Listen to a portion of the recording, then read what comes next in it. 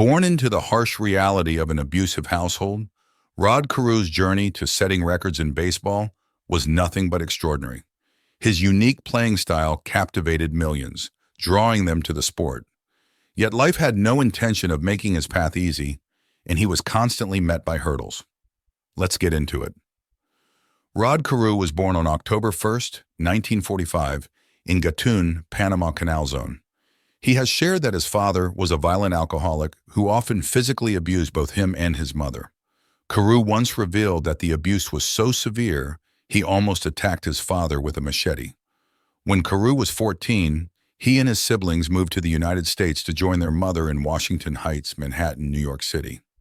Starting his minor league career, Carew played second base with the Melbourne Twins in the Coco Rookie League, hitting .325 in the last 37 games of the season.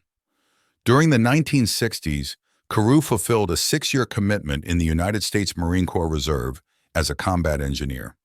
He later reflected on how his military service influenced his baseball career, sharing, "Joining the Marine Corps was a turning point for me because it taught me discipline.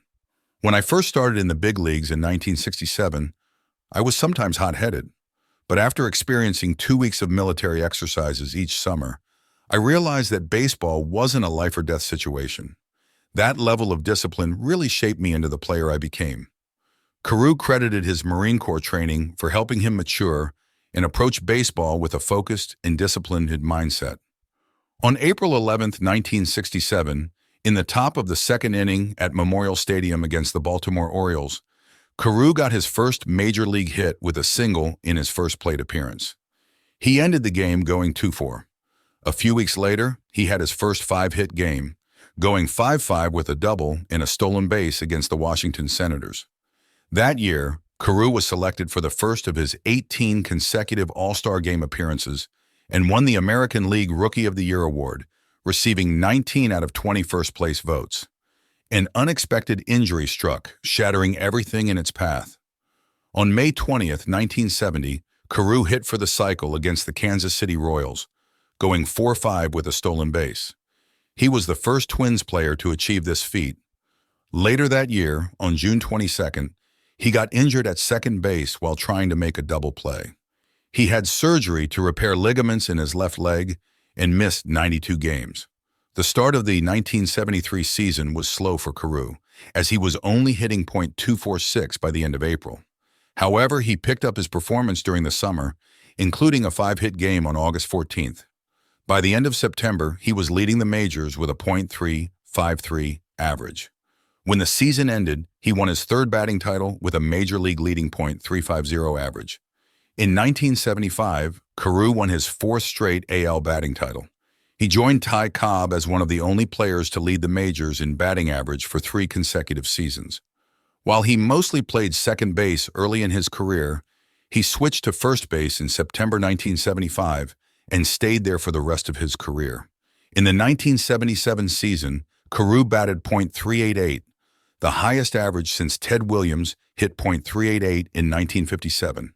He won the 1977 AL Most Valuable Player Award for his amazing performance.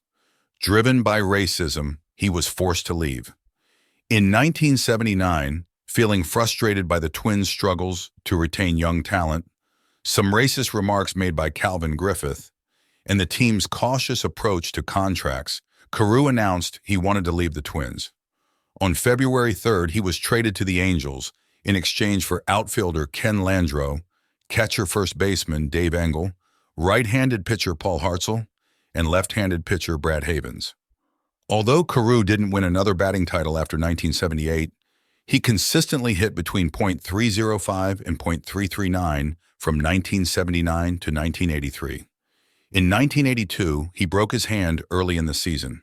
Newspapers reported that he often swung one-handed due to the pain, yet he managed to put together a 25-game hitting streak during that time. Despite the injury, he played 138 games that year and ended with a .319 batting average. In 1982, the Angels made it to the playoffs, marking Carew's 4th and final postseason appearance. They lost a close series to the Milwaukee Brewers, 3-2. Carew played in all 5 games, but struggled at the plate, hitting .176 with 3 hits and 17 at-bats. In the decisive fifth game, he grounded out to end the game, hitting a routine ground ball to shortstop Robin Yount off a pitch from Pete Ladd, who was filling in for the injured Brewers closer Raleigh Fingers. He then decided it was time for him to leave. On August 4th, 1985, Carew achieved a major milestone by getting his 3,000th base hit against Minnesota Twins pitcher Frank Viola at Anaheim Stadium. That season turned out to be his last. After it ended, the Angels didn't offer him a new contract, so he became a free agent. The Boston Red Sox invited him to be their minor league hitting instructor, but his only playing offer for 1986 came from the San Francisco Giants, which he declined, choosing instead to retire. Carew believed that team owners were colluding to prevent him and other players from signing contracts. Nearly a decade later, on January 10, 1995, an arbitrator ruled in his favor, finding that owners had violated baseball's rules against collusion. Carew was awarded damages amounting to what he likely would have earned in 1986, $782,035.71. He finished his remarkable career with 3,053 hits and a lifetime batting average of .328. Then came confusion, which led to death threats. In a 2007 Salon article, Carew was recognized among the top 18 Jewish ball players ever, even though he himself is not Jewish. The article highlighted his decision to raise his children in the Jewish faith and praised his marriage to Levi, despite facing threats against his life because of it. It celebrated Carew for embracing and supporting Jewish traditions within his family, showcasing his commitment beyond his own personal background. His life was then endangered. In September 2015, Rod Carew suffered a severe heart attack while playing golf in California. He spent over 6 weeks in the hospital undergoing multiple surgeries, including the implantation of a left ventricular assist device. Despite the challenges, Carew recovered sufficiently to participate in the Minnesota Twins' 2016 spring training as a coach and instructor. He also launched the Heart of 29 campaign, aiming to raise awareness about heart disease. Additionally, Carew became involved in the branding and launch of Carew Medical Wear, a company specializing in products for LVAD patients. By February 2016, Carew's doctors informed him that he would eventually require a heart transplant.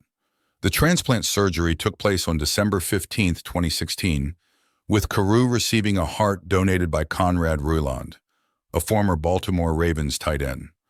Remarkably, Ruland had a personal connection to Carew's family, having attended middle school with his children. Inspired by Carew from a young age, Ruland pursued a career in professional sports, excelling in baseball, basketball, and football during his high school years. Carew honored Ruland's memory by participating in the 2018 Rose Parade aboard the Donate Life float on New Year's Day. This sequence of events underscores Carew's resilience in overcoming health challenges and his profound impact on others, both through his athletic achievements and his advocacy efforts in the realm of heart health awareness. No matter how famous you are, life isn't always smooth sailing. Challenges are a part of everyone's journey, no matter their status or success, and Carew's life is just the perfect example of that. Well, that brings us to the end of the video, and by now you guys know that to do. Subscribe if you already haven't, and comment telling us who to cover next. We will see you soon.